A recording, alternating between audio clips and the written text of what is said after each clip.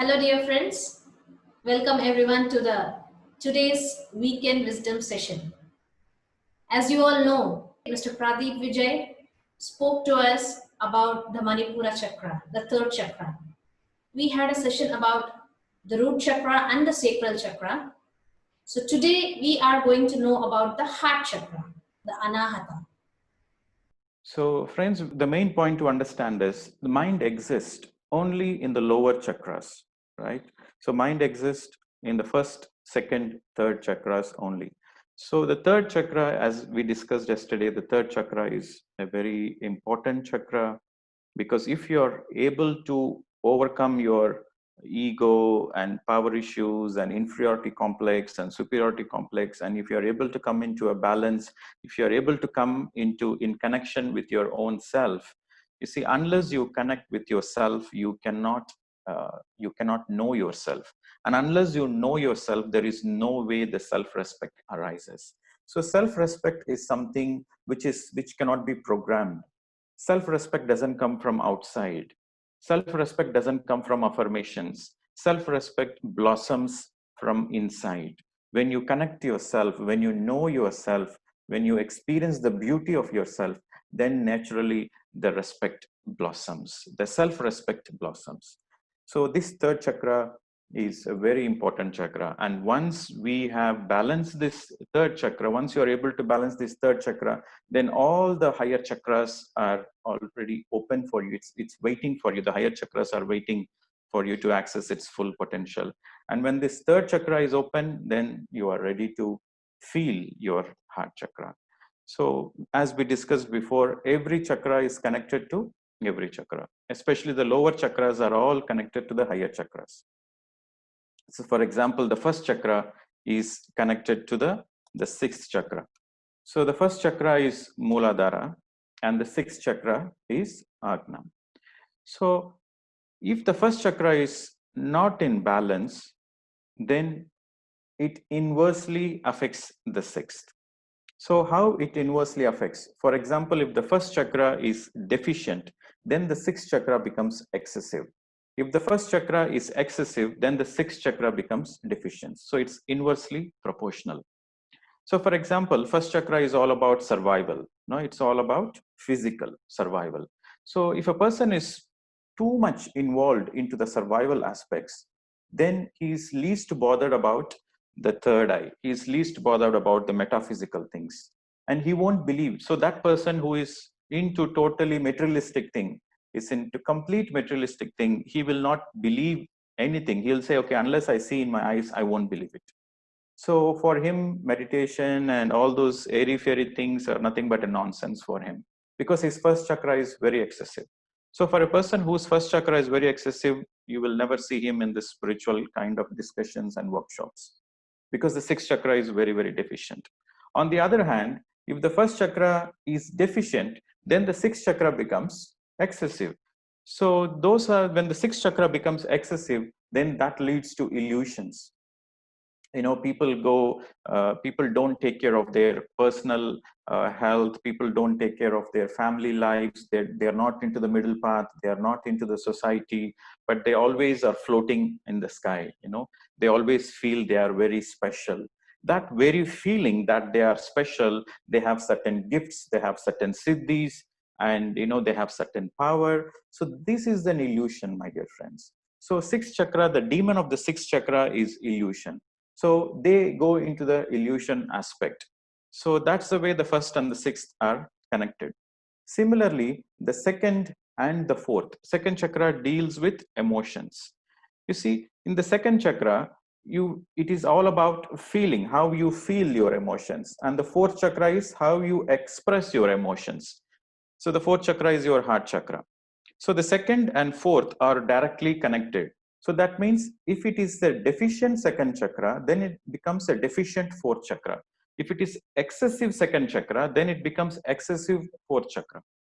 So second chakra is all about, well, emotions, feelings, and sexuality. If these things are not in balance, then naturally the fourth chakra is not in balance. You cannot be authentic. If the fourth chakra is not in balance, then you are not in your heart space. You become You become a slave of your own emotions. You become a slave of your own guilt. You become a slave of your own sexuality. So you are not able to be in the heart center. You are not able to connect to your divinity. So that's the way the second and the fourth are connected. And how the third and the fifth are connected. The third chakra relates to power, ego, right? Your self-esteem. So if your third chakra is excessive, then the fifth chakra also becomes excessive. Fifth chakra is nothing but your throat chakra. It's your Vishuddhi. So you can see that a person who is like arrogant, dominant, he raises his voice. He uses his voice to dominate. He uses his voice to express his authority, to stamp his authority. So excessive third leads to excessive fifth, and deficient third leads to deficient fifth.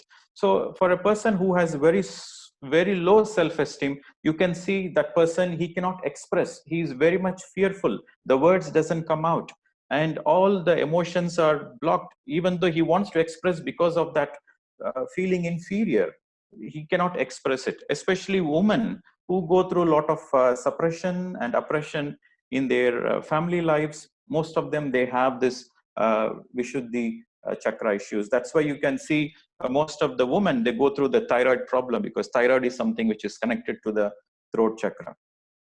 So for centuries, the woman has been suppressed. So that's part of the evolution of the planet Earth. You see, for centuries, the woman has been suppressed. So most of the women, they go through the throat chakra issues. And most of the men, they go through heart chakra issues, because most of the men, their heart chakras are closed, because men deals with survival. Men deals with survival, guilt, emotions, sexuality, and then power. So most of the men are get stuck in this fear energies, guilt energies, and shame energies. Because of these three, the heart chakra is closed. That's why you see most of the men go through the heart attacks. It's very small number of cases the women go through heart attacks, but most of the men go through heart attacks. But most of the women go through hormonal issues, goes through issues with the hormones and thyroid. So that is because of the fifth chakra. So this is how all the chakras are related to each other, my dear friends. So I was emphasizing the first three chakras. It's because unless you really work on the first three chakras, there is no way you can work on the higher chakras. If the first three chakras are coming into balance, the more and more you are working on these first three chakras, then very naturally the higher chakras comes into balance. And it's easy to further work on your higher chakras. But without these lower chakras, you cannot work with the higher chakras. And that's why meditation becomes very important. Unless you meditate, there is no possibility you can overcome your fears, you can overcome your guilt, and you can overcome your shame energy. And especially the third chakra. For the third chakra, unless you connect to yourself in a very deep meditative state, there is no way you can balance your third chakra. There is no way you can go beyond your mind. Unless you go beyond your mind, you cannot connect to the fourth, the heart chakra. So after the third is the fourth, which is Anahata. So for this reason, I've been guided because I travel all over the world, and people, they really want to transform, because the people who are connected to the crystal consciousness are the people who are ready for transformation, or the people who are ready for enlightenment, or the people who are ready for self-realization. And those are the people who are already healers, who are already practicing many kinds of things. They followed many gurus for 30 years, 20 years in their life, and they know enough theoretical subject about the spirituality. They know everything, most of the theoretical subject about spirituality, right from the angels to the stars to the star dimensions. They know everything, but there is no experience. They never experienced that enlightenment. They never experienced that transformation. So the reason why they never experienced the transformation is because they never worked on the first three chakras.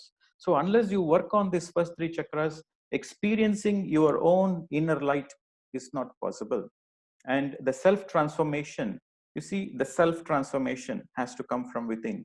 So for this reason, I have been guided to design a program like where I do it as like a retreat for 2 weeks, for 15 days. where I take the people into an intense meditation journey with complete silence, where they detox on the physical level. So, and also they detox on the emotional level. How they detox on the physical level is through fruits, through juices, and through more and more meditation, and through yoga. And how they detox on the emotional level is through complete silence, is through complete mauna. So more and more you practice mauna. You see, every major religion, they emphasized on mauna, silence. Silence means just not closing your lips. Silence means a deep silence where your lips are closed, at the same time your mind is also in stillness. So in this retreat, people experience an intense silence. And along with that, they go through 12 to 15 hours of meditation every day, and another 6 to 7 hours of mindfulness. So when there is mindfulness and silence, and along with the detox, then it becomes a complete opportunity. It becomes an integrated approach. It becomes a holistic approach to really work on the first three chakras. Yes, sir. Thank you so much, Pradeep. It was a great knowledge which we have learned. Yesterday, when we were talking about the chakras, you said that when the children are born as babies, they are very clean. They have no chakra blocks. But what about the children who are already born with diseases or they acquire disease at a very young age? It is because of the karmas. It is because of the prarabdha karma. You see, in spirituality, everything is related to everything, right? So the karma, we have prarabdha karma, and we have sanchita, and we have agami karmas. So that prarabdha karma is something like, which is very intense karma. So sometimes, we bring in that we manifest it when in the mother's womb, or immediately after the child is born. So when the intensity of the karma is high, then it also manifests. The manifestation happens in the mother's womb. The distortion happens in the mother's womb, right? For most of the cases, when the child is born, then the chakra system is healthy. But within the first 7 years, are very, very crucial. Within the first 7 years, the lower chakras get started distorting, because when the mind starts developing, the mind slowly starts developing. And when the first three chakras are related to the mind. When the mind starts developing, then the distortion happens. Again, why the child has chosen that kind of parents, why the child has chosen that kind of surroundings where it has to get impacted with its lower three chakras, it again deals with its own karma, again deals with its own prarabdha karma, because the child wants to learn certain things. The child wants to pay back certain things. So it all relates to the karma thing. So that's why the law of karma is very much related to every aspect of what we are going through. So again, we have a free will. There is law of karma, that is destiny. Karma is destiny. But again, we have the free will. So the more we are doing meditation, the very intent that I want to transform myself, is your free will. So with that free will, you start learning about yourself, you start meditating, you start understanding about this karma. So your free will overrules your destiny. Okay, so I have seen people. I met a lady where both of the kidneys got failed, and she got a doctor certificate that both the kidneys are failed, and she has to go through everyday dialysis, and even then she cannot survive more than few months. So that lady, with intense meditation, because she gave up hope, the doctors gave up hope. The Apollo doctors and the swims in Tirupati, they all said, no, there is no possibility. Why are you wasting your time and money? So then she heard that meditation heals everything, and she went to a nearby meditation center, Pyramid Meditation Center, and she meditated very intensely, because it's a do or die for her. So she meditated for 10 to 12 hours per day, and within 2 months, both her kidneys were fully functional, completely fully functional, and the doctors were very much amazed and surprised. We still have the reports from the same hospital before and after. Okay, so the karma was there, but she has the free will, right? She could have just surrendered to that and vacated the body, but she used the free will to overcome. So free will always overrules destiny. Okay, that's an inspiring experience for us. Thank you so much. Yeah. So I have another query, like regarding the chakras. Yeah. How effective are the physical exercises or the yoga or the pranayama which we do inside the body, or the physical touch like the massages? How are they helpful? Are they helpful at all? Yes, they are helpful to a certain level. They are helpful to what level? They are helpful to feel grounded. Okay. For example, you are doing your physical exercise, you're doing yoga, right? You're going for a massage. It helps you to connect more with your body. When somebody is massaging you, you feel the touch, you experience that, the touch, you experience yourself. Then you are not airy fairy, you are just totally grounded within your body, right? This, like yoga. Yoga is the same. Yoga is for the body, right? Yoga and exercise, it all helps you to have a healthy physical body. So the more you have a healthy physical body, the more it helps you to do more meditation. So it is more of a preparation for you to do intense meditation. So this yoga and exercise is very much an important thing for you to take care of your physical, so that you can do intense meditation, deep meditation. So that helps to shape up your body, but that doesn't transform you. You see, the transformation is from inside. The transformation is from the energy aspect. So for the transformation, you need Raja Yoga. Raja Yoga is nothing but meditation. The Raja Yoga means king of all the yogas. So for Raja Yoga, transformation is equal to Raja Yoga. Okay, but the problem is many people get stuck there. That's the problem. But with the scientific understanding, with the holistic understanding, yes, you need exercise. Yes, you need to go for a walk. Yes, you need to go for a swim. Yes, you need to do yoga.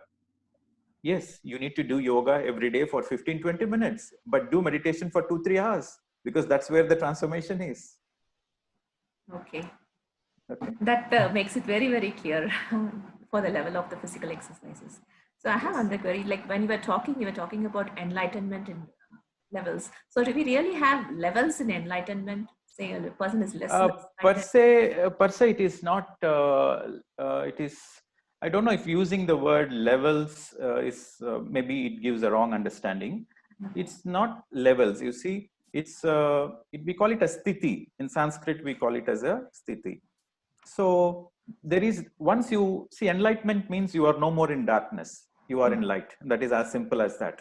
So once you understand, you are no more, you practically understand. It's not theoretically understanding. You read a book and theoretically understand, or you listen from a guru and you understand. No, that's not enlightenment. Enlightenment means you experience that you are not the body. In your deep meditative states, you clearly understand you are not the body, because you come out of the body, you experience astral travel, and sometimes you experience death also. I mean, there is no death, but you come out of the body. So you understand you are not the body. And in your deep meditative states, you go beyond the emotions, you go beyond your thoughts. So you understand you are not the mind. You understand you are not the emotions, right? So you experience your pure light. You experience your pure consciousness. You experience your pure nothingness in your deep meditative state. So that experiencing of that, your own self as pure consciousness, gives you an understanding that you are not the body, you are not the mind, you are not your emotions, you are pure energy. So that understanding that you are pure energy, you are pure consciousness, means you are enlightened. Okay, but that is the first step. Or you can say maybe that's not the first step, that is an important milestone. But after that, there is enlightenment after enlightenment. You see, there are so many dimensions, there are many, many galaxies, there are many, many star systems, right? And also, it's not only you, everybody around you is the creation of that. So when you realize that I am God and everybody is part of God, so that realization, Aham Brahmasmi, is a God realization. So that goes further ahead. And not only everybody in this planet Earth, but there are infinite dimensions, there are infinite star systems, there are infinite galaxies. So everybody is part of the same consciousness. So you are connecting to the whole of cosmos. So that is stellar enlightenment. So you have two kinds of enlightenment. One is the linear individual enlightenment, and then the other is the stellar enlightenment. So the linear enlightenment is understanding everything about yourself. So when you understand this chakra system, you understand everything about yourself. That is the individual linear enlightenment. But you understand there is, the Jesus Christ words, in my Father's kingdom, there are many, many mansions. So when mansions means dimensions, galaxies, star nations. So when you understand, when you practically experience those dimensions, and then you understand that it's all in oneness. So when you experience that ultimate oneness with the whole of the creation, in the whole of the cosmos, then that is stellar enlightenment. Okay. Okay. So, so you might ask a question. So what should I do to experience God realization? Okay, for self-realization, you need to do meditation. But for God realization, you have to do service. That is where the heart chakra comes. The service comes from the heart. Okay. So the more and more you do service, the more and more you do service, the more and more you realize that the real joy comes from the heart. You see, what is a service? The very definition of service. What is service? What is the difference between service and work? In work, we spend time, we spend effort, right? We give everything what we have towards the work. And the service also takes the same thing. If you're doing a service, you're still giving your time, you're still giving your efforts, you're doing the same thing. But then what is the difference between a work and a service? One, we have an expectation. In the other, we do not have an expectation. Correct. In the work, there is some expectation, but in the service, there is no expectations of name and fame, no expectations of even identity. You know, some people, they do service, but they expect some acknowledgement, right? When there is an expectation of acknowledgement, that is not service. So no expectation of acknowledgement, no expectation of recognition, and no expectation of anything in return. And now when you have no expectation of anything, then why would you want to do anything?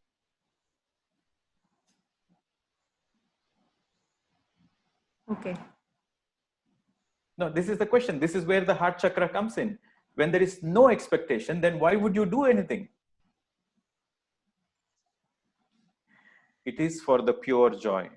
You want to do it because it gives you joy, because your heart radiates joy. That is your fourth chakra. So when you are doing it only for your own pure joy and for nothing else, so that becomes a service.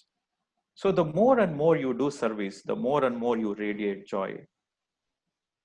And this service really helps you to see that the whole of the creation is nothing but a bliss. So the joy multiplied is a bliss.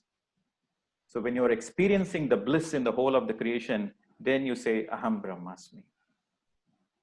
Okay. Okay. That gives us the relationships. That's very nice. Thank you. So there we have a question, like how does the crystal help us to heal ourselves? See, the crystal, as I told you, the crystals have higher frequencies, right? So compare crystals belong to a mineral kingdom. So you take a stone and you take a crystal. So a stone, for example, vibrates in 5 hertz. The crystal vibrates almost in 14 hertz. So almost 3 times more frequency. So any crystal has higher vibration, higher frequency. And especially when it comes to pure quartz crystals, they are called universal crystals. The crystal which I have shown you before, it's a pure quartz crystal. So pure quartz crystal has really high frequencies and high vibrations. They use as a communication tools. You know, you can connect to the crystal energies, and you can communicate using the tool. You can communicate to the higher frequencies, because the crystals, they are enlightened beings. They hold all the information of the whole of the creation. So using the crystals as a tool, you connect to the higher frequencies in your deep meditation. If you are not a meditator, that means you are not in your heart space. So if you are not in a heart space, you really don't know how to use the crystal. But some people, they think they know how to use the crystal by not meditating. So those people, they get into illusion and they have to pay back their karma. So if you are using the crystals, you have to be very, very careful, because if you misuse them, you are going to get back the karma. So my suggestion is, use the crystal for your meditation. That is the greatest gift the crystals can give you. We have a question regarding it. Can you share your experience with the crystal meditation? My experience? Yes. Zero. Zero experience. See, okay, metaphysically zero, right? Metaphysically zero, but practically I have plenty of experiences. Okay, so I get phone calls from people from another country, from a country like far away, from Brazil or Macedonia, Bulgaria, Bosnia. So those are the countries probably I heard in my school days I studied. But somebody, they sat in meditation there and they saw the crystal in their meditation, and they got my contact details, and they contacted me and said, you please come to our country. And so they invite me, they support me. And after going there, I see there is a whole group of people really waiting for somebody to teach them meditation. They've been waiting for more than 20 years. And for 20 years, they've been praying to Bodhidharma to send a teacher to guide them properly. They've been praying Buddha, they've been praying Jesus to teach them meditation. And they've been practicing many kinds of meditation, but they were not satisfied with it. But I go there and I place the crystal and I teach them this Anapanasati, and their heart blossoms, their heart chakra opens, and they are full of tears. And they say, this is the moment we are waiting for, right? And also I received a lot of blank checks, right? There are many people, they gave me a blank check. They said, okay, they have been guided by their spirit guides to support my travels, to support my journey, so that the crystal has to reach, the meditation has to reach to all over the planet Earth. And they saw in their vision that this crystal and this meditation is reaching to remote tribal areas in remote countries, even in South America and Africa. And they said, you please, whatever it takes, we are here to support you. And they all give me the blank checks. But with the divine grace of with the divine grace of God, I never accepted that check, because I don't need the check in the first place. I was in full of abundance.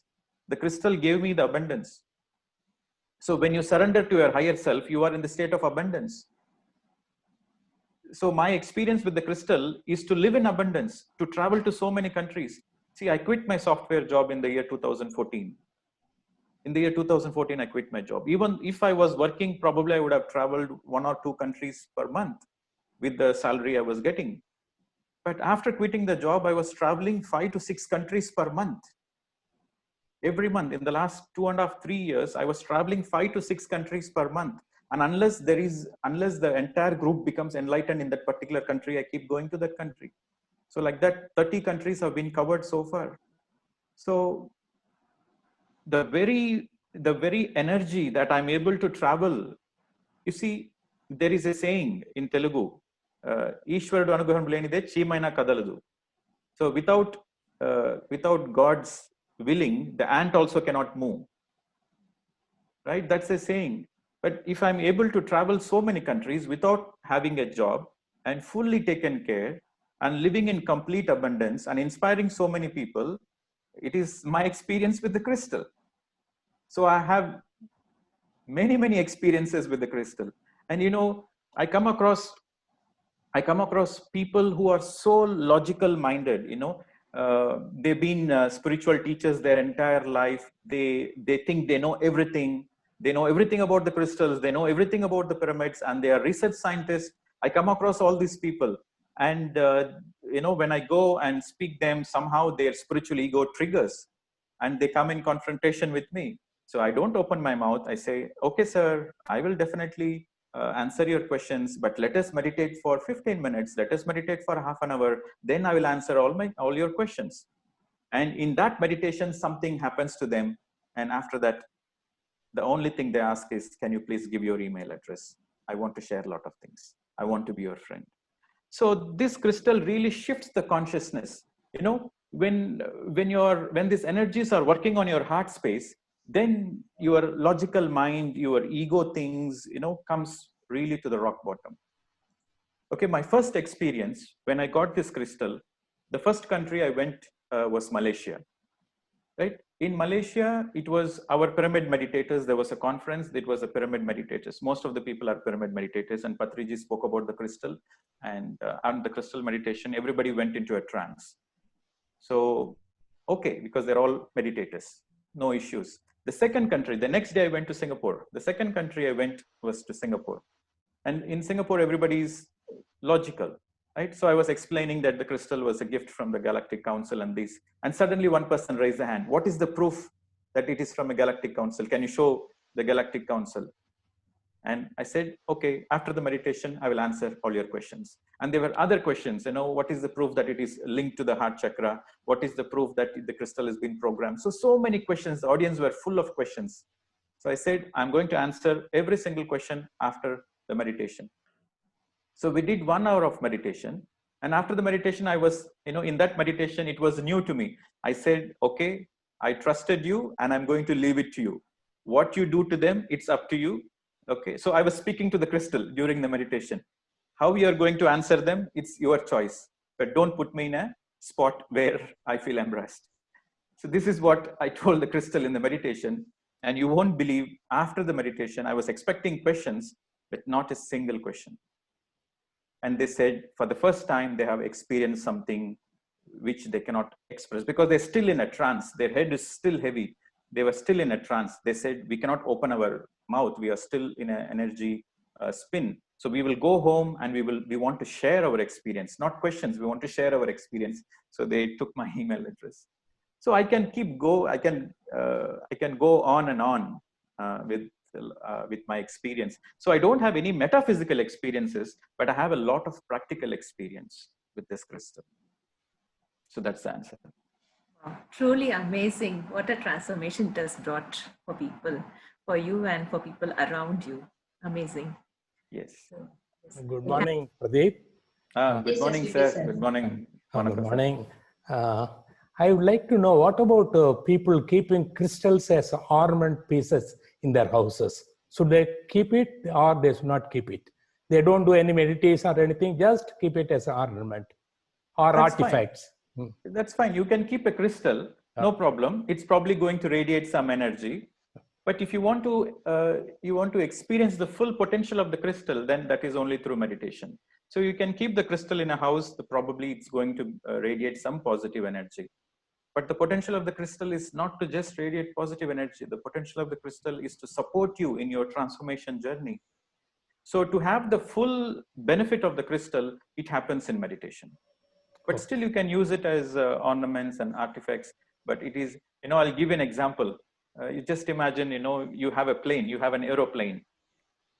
But, for example, somebody has an aeroplane and that person doesn't know the aeroplane can fly. So he thinks the aeroplane is a transport system. So he's using that aeroplane. He just chopped off the wings because he feels the wings are too much and it's a bit of a trouble. So he chopped off the wings and he's using the aeroplane to go around the streets and he's using as a bus. So the potential of the aeroplane is to fly. But for a person who doesn't know the potential, he probably used the aeroplane only on the land. So similarly, I'm just giving an example. So similarly, crystals are enlightened beings. They are like, they are like Jesus and Buddha. Crystals are like Jesus, and like we have Jesus, Buddha in the human kingdom, crystals are enlightened in the mineral kingdom. So when you're using the crystals in your meditation to shifting yourself to the higher consciousness, that is the real purpose of the crystal. The real purpose of the crystal is to be an inspiration to the human kingdom to transform. So that's the real purpose of the crystal. Can it be in any form, different shapes? Yes, it can be in any shape. Pure natural crystals have pure energies. But if somebody is guided, see the shapes, they can, you see, there are two things. The one, there are certain masters, like during the time of Atlantis, they used this 5-ogle crystal, the 144 facet crystal, the lotus shaped crystal, the golden angle cutting crystals. So these are meant for a particular purpose. These are meant for intergalactic communication. So if you are using a sacred geometry, with particular angles and with particular numbers, then it has a multiplying effect and it can be used for communication. So that shape is very divinely orchestrated, and that is meant to use to raise the vibrations and to higher levels. But there is another way. The people just make a shape, like a shape of an angel or a shape of a torch or a shape of a spade. That particular shape is to just for more of an attraction, more of a feel. So there are two things. One, if it has a sacred geometry, then it has a multiplying effect. But if it is just a shape, just to have some beauty, then there is no much difference in the energy. Instead of that, you can use raw crystals. Okay, thank you.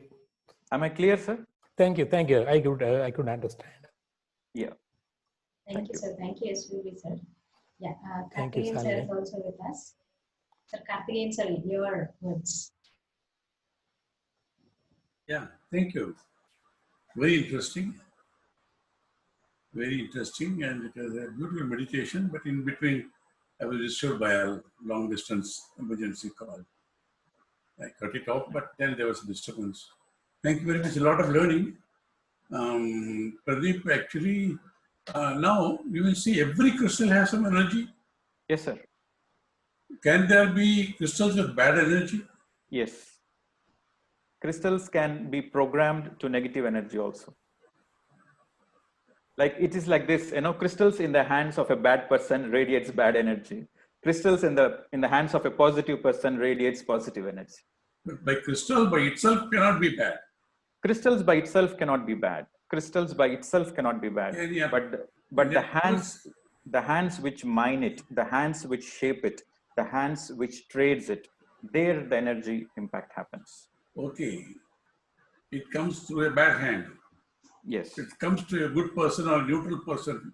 Can it still transmit bad energy? When a bad person gives the what crystal they call, to a good... black magic.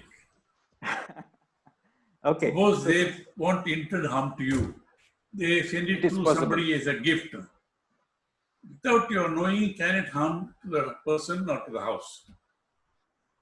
It is possible that somebody can program negatively and give it to you. It will affect you. That is possible. But to what level it affects you depends on your energy. For example, if you are vibrating with full of positive energy, then the impact might be very minimum. And the moment you receive that kind of an object, you will instantly know that this crystal is programmed negatively.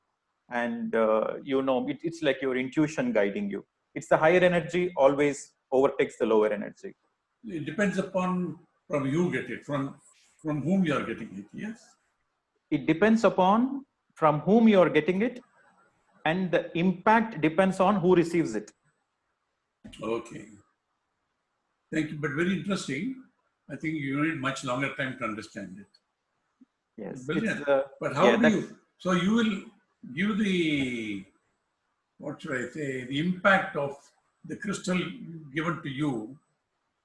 It carries a mysterious energy, mysterious powers, yes? Come again, sir. Come again with the question. The crystal which you are carrying, which I'm carrying. Which is the crystal which is carrying you all over. Yes. Yes. So that crystal has is embedded with a lot of energy and power. Yes, it is designed. It is shaped for a particular purpose. Who designed it? It is designed by a person called Marcel Ogo, right? So he is no more in the physical body. So this crystal is called a Phi-Ogle crystal. So there is a person called Marcel Ogo. Are there many such crystals? Yes. Are there many such crystals around the world? Yes. There are few crystals. There are few crystals who have this particular shape, but Archangel Metatron guided Marcel Ogo to design this particular crystal for a purpose. And then it's through James Tiburon. Every archangel have a messenger in the physical body. So James Tiburon is a messenger. So James Tiburon knocked Nina Brown's door one day and said, "Here is the gift."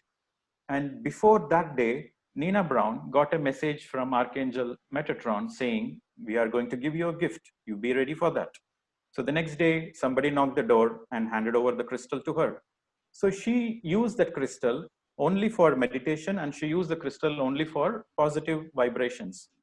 So I received the crystal from her, from the guidance of Galactic Council and through the hands of Patriji.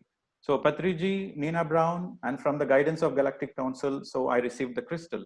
So the hands which transferred, the hands which got transferred to, and the intent for which the crystal has been made, and the very intent the crystal has been given to me as a gift, because I don't know anything about crystals. I never asked for crystals. You didn't pray for it. I never prayed for it. I never prayed for it, and I never wanted it. The crystal chose you.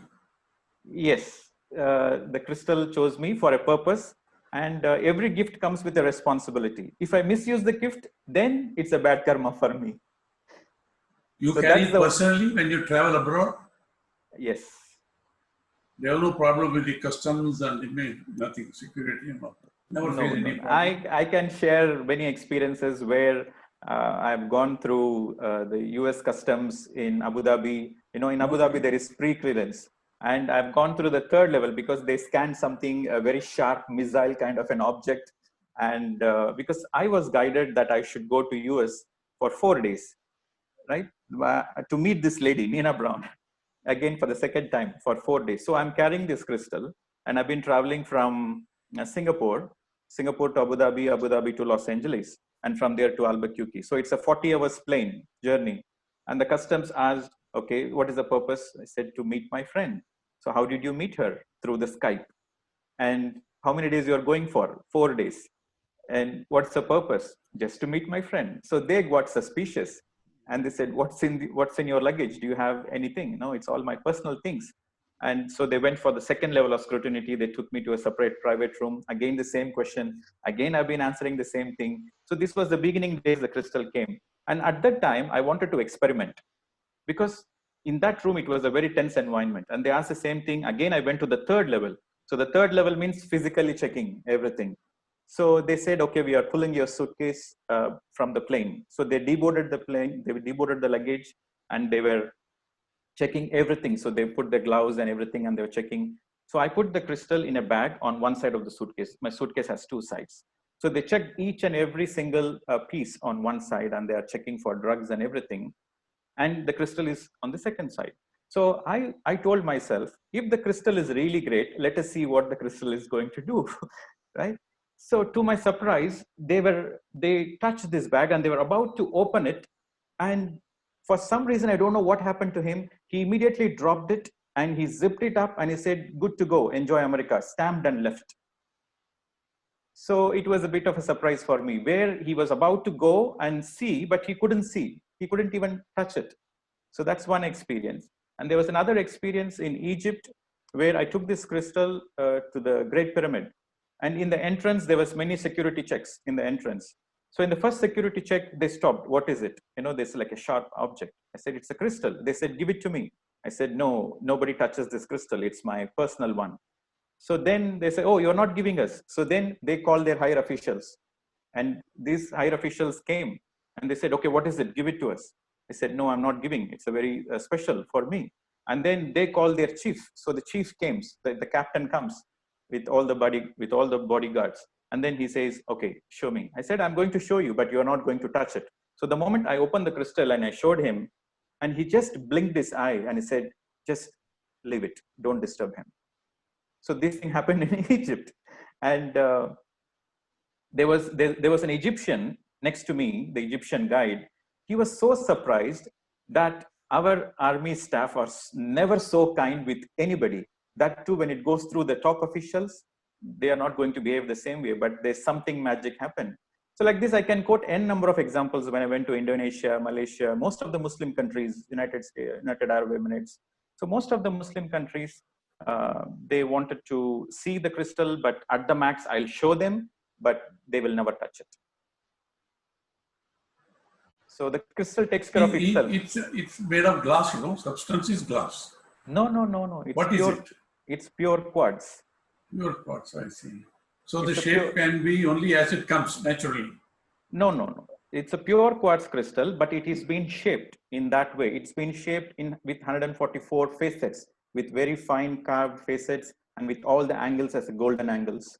So this is made using the Atlantean lot of precision work. A lot of precision work, and it's been made using Atlantean technology. And this technology our civilization doesn't have the capacity to do this kind of work. It cannot be replicated. I think the technology is gone. Marcel Ogo is no more in the physical body. So he made few crystals before he left the body, because Marcel Ogo is an Atlantean crystal expert in his. No, by looking at it, can it be made artificially and mostly? I have challenged a few of the crystal experts and like gem experts from Bangkok, from Jaipur. They all just folded the hands and said, this is Shiva energy, we cannot do it. Not possible. Okay. Yeah. Easy. Yeah, in the beginning days, I experimented a lot because they say this is one of the most powerful. Let me see if it can be replicated. And, I went to Bangkok. You must have done. You must have done all that, obviously. But it's an unaccompanied baggage. When the customs or security open it, not necessarily, they will handle everything, isn't it? They never touch it. Okay. That's They the never power. touch it. That's the power of the crystal.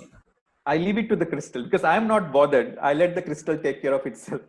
But why do you object then? They're touching. I just make a request. That's all. Okay. Anyhow, it's very amazing. I think we should hear a longer session with you. As the other lady was telling earlier, also meditation should be for a longer time and then see the experience. Yes, yes. That is a lot of learning. Thank you very much. God bless you. Yes, sir. Thank you. Thank you very much. Thank you, Karthikeyan sir. So, because as he said, there are no metaphysical, but lot of physical experiences what we had with the crystal, and especially sharing the experiences like about the customs and everything. It makes so sure that absolutely crystal is taking care of its own self, and that's how the energy of it is not an energy of a human or a plant or an animal. Even the mineral itself, the quartz itself is taking care of itself. Thank you, Karthikeyan sir. Thank you, Pradeep. Thank you, Shalini. Thank you, Karthikeyan ji. Thank you, Balasubramaniam sir, for the valuable time. Thank you. Yeah. And so I think the time is up, right? So shall we take a little more questions and integrate? Yeah, there are a few more questions. Yeah. Ma'am, can you please read out for the questions? Yes, we have few more questions. Like one person has asked about the chakras.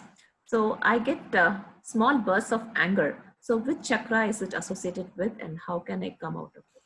So it's associated with your second and third chakra. See, every chakra is connected to every chakra.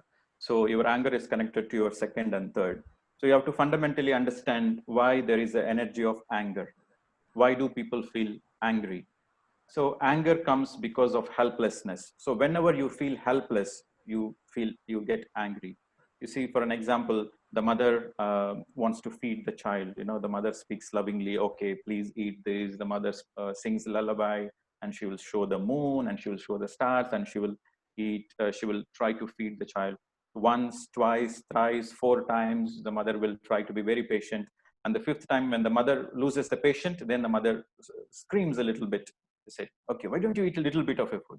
So that anger comes because of helplessness. So whenever you are feeling angry, so you should understand that you are feeling helpless in that moment. So you feeling helpless is the result of your anger. So that deals with your third chakra, which is your power. Like whenever you feel helpless, so that's your third chakra. Again, it impacts your very feelings, which is your anger. So how to deal with the anger? You see, anger deals with second and third chakra, but just by understanding it, it's not going to help you. What you have to do, that really helps you. So whenever you feel anger, so that's the time you should take a step back and ask yourself, what is that I'm feeling helpless about? So when you ask this question, I'm getting angry, so that means I'm feeling helpless about something. So what is that I'm feeling helpless about? So when you ask this question to yourself, then you go to the root cause, then you will address the helplessness, then the same anger energy transforms. Okay. Okay. So it's all about transformation. Understanding the chakra system is all about transformation of energies. So if you are feeling angry and you say, okay, I don't want anger, you will never come out of the anger. But rather you try to understand the root cause, why you are feeling anger, what is that helplessness you are going through. So then very naturally the anger energy transforms. You see, the energy can neither be created nor be destroyed. So anger is your own energy. You cannot destroy it, but you can transform it. And the very process of this self-transformation is transforming yourself into your own energy. You have your own energy. The potent energy is transforming into a higher energy. So that is the Kundalini experience. Some people, they use poetic words. It's like a snake, it's going from lower chakras to higher chakras.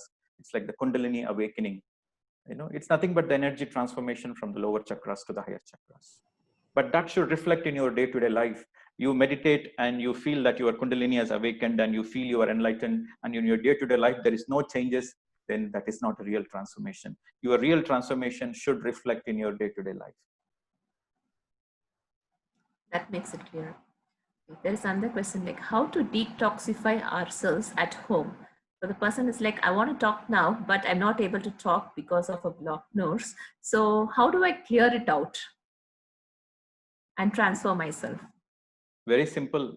Eat healthy food, more of fruits, more of fresh fruits, fresh vegetables, and eat less food, right? And more exercises, go for a walk, yoga, pranayam, whatever, take care of your body. So after the food is taken care and then you are going for a good proper exercise for 15-20 minutes every day, then sit for meditation. Practice mauna, practice silence as much. Don't speak unnecessarily. Sit for meditation as much time as possible. If you do all those three things, then the detox happens. But for some people, it is a little challenging to do these things in their current home situations. So that's why the ashrams are built for. The ashrams are built for to practice this. And with that energy, with that ashram energy, with that group energy, then it becomes very easy. You know, but if you have a very strong willpower, you can do it at home also. Yes. We have a question about. I think Karthikeyan ji has. Yes. Yes, sir. Please go ahead. You know, in Kriya Yoga, yes, sir. You know, the practices, they raise the awareness from Mooladhara to Sahasrara. You know, it's a more ritual process they do it. Basically, that is the core of Kriya Yoga. Yes. That is, does it help? Sir, everything helps. The first thing is... To what extent? Yes, to what extent is that? With more awareness, yes. Yes, so Kriya Yoga was very much needed back in many years ago, like in the 1950s, 60s, 70s. Kriya Yoga was very much needed because that was the dark age. You know, Kriya Yoga was introduced widely during the World War, right? That was the time Yogananda went there and Kriya Yoga became very popular. So the earth was going through a very huge shift, and the earth, there's a lot of dark energies. There is huge mass destruction, killings. And because of this dense energy, you need a lot of discipline. So you need a lot of discipline first in your physical and within you in order to meditate. So Kriya Yoga was introduced towards this discipline and also to ward off this negative energy, to overcome this negative energy and to go into the higher space of your own consciousness.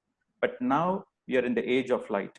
So just by closing the eyes and just by being with our own breath really helps us to connect with the consciousness very quickly. So yes, Kriya Yoga was very useful back then, but now the breath is sufficient enough. Actually, it's an ancient system. It was revived by Mahavatar Babaji and then down the line. Yes. So Paramahansa Yogananda happened to go there at that time. Yes. But Kriya Yoga is still being practiced, right? It is, sir, there is no harm practicing it. Yes, you can practice Kriya Yoga. It is definitely going to be beneficial. 100% it's going to be beneficial. But how many people are ready to do Kriya Yoga now? Now the target is the whole of the planet Earth has to get enlightened. The shift of the consciousness has to come. So, very chosen few only. Yes. So the breath meditation is the easiest and the efficient way to reach out to many people. And Kriya Yoga, of course, has its own benefits, but not many people are ready. That's right. Thank you. Yeah. Thank you, sir. We have a question about the stone amethyst. So can you tell a little more about it?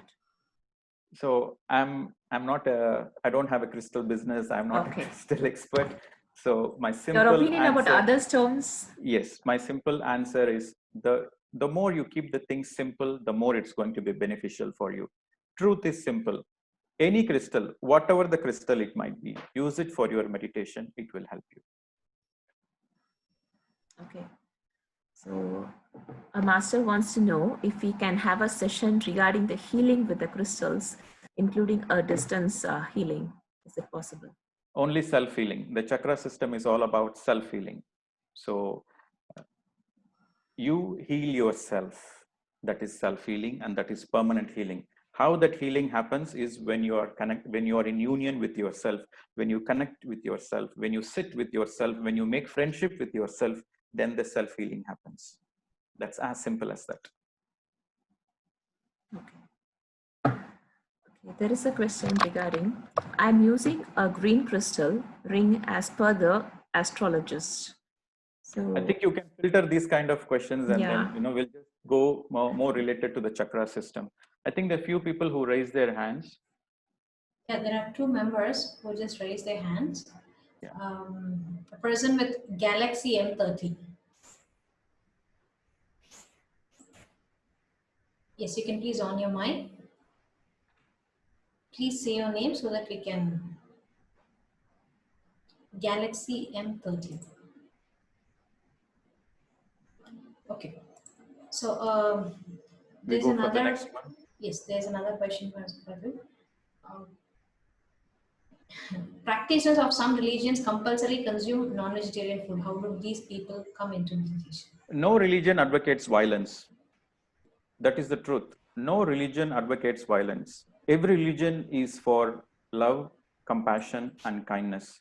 The very essence of a religion is towards compassion, love, and understanding, friendship.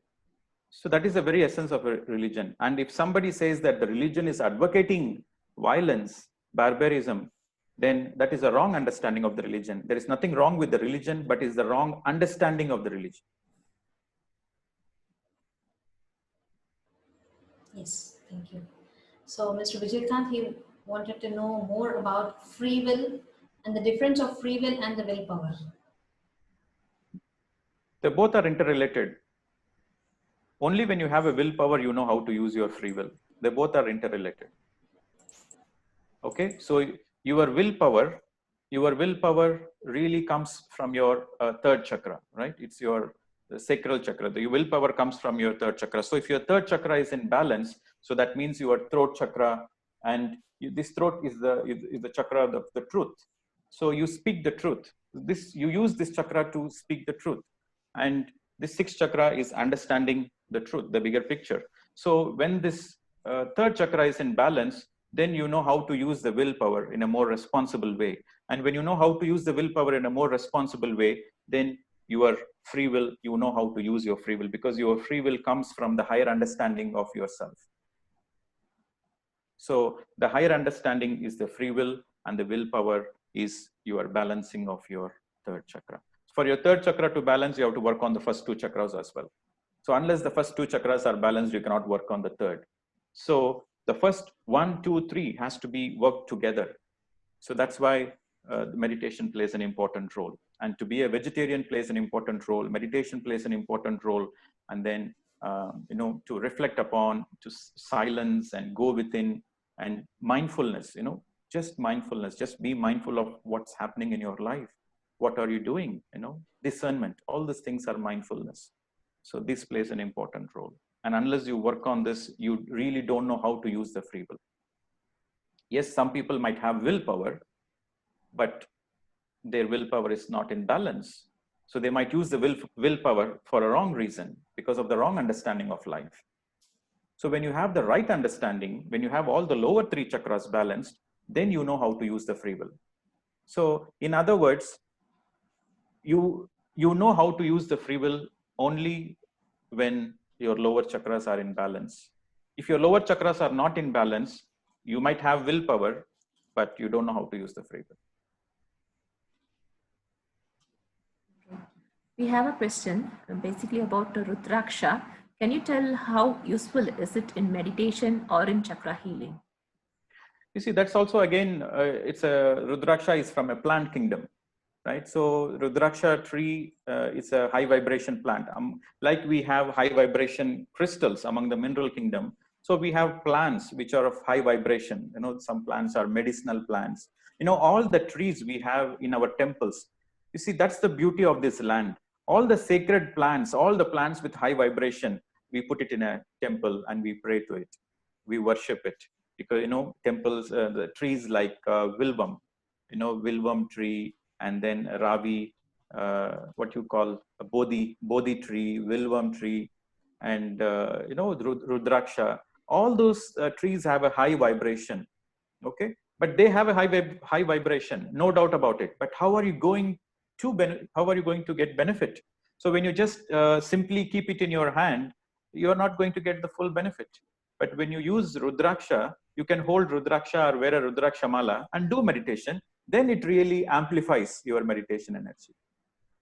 Everything has energy, but how you are going to use it depends on your understanding. If you are going to use it for your evolution, if you are going to use it for your benefit and through your benefit you want to serve others, if that is the case, then it radiates the highest potential energy. Whether it's a crystal, whether it's a Rudraksha, whatever it is, the universe supports you only for the right cause.